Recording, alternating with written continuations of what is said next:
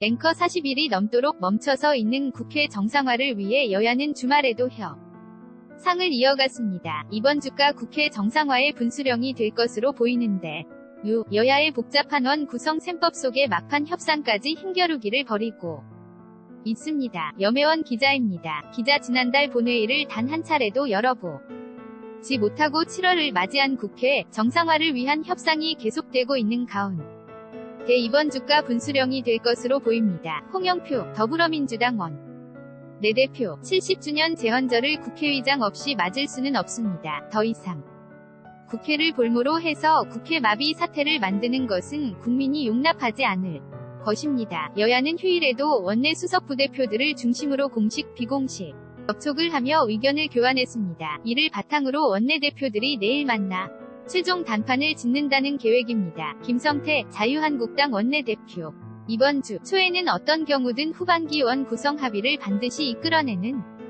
모든 노력을 다할 것이라는 말씀을 드립니다. 하지만 각 당이 어떤 상임 위원장 자리를 가져올지를 두고 알력 싸움은 아직도 진행형입니다. 핵심 쟁점은 운영위원장과 법제사법위원장, 통상운영위원장은 여당이, 법사위원장은 제1야당이 맡아왔지만 현재는 모두 자유한국당이 가지고 있어 조정이 필요하다는 겁니다. 한 달 넘게 이 문제를 두고 평행선을 그리고 있는 가운데 바른미래당 김관영 원내대표는 어느 정도 가닥이 잡혔다며 합의 가능성을 내비쳤습니다. 김관영 바른미래당 원내대표, 법사위원장은 자유한국당 쪽으로, 운영위원장은 민주당 쪽으로 어느 정도 가닥이 잡혔기 때문에 이 논의가 어느 정도 급물살을 탈 수 있다. 하지만 민주당에서는 법사위 원장을 포기할 수 없다며 반박하고 있어서 막판까지 팽팽한 기싸움은 불가피할 것으로 보입니다. 여기에 평화와 정의의 위원 모임 역시 국회부의장 한석과 상임위원장 두석을 요구하며 신경전을 펼치고 있습니다. 그렇지만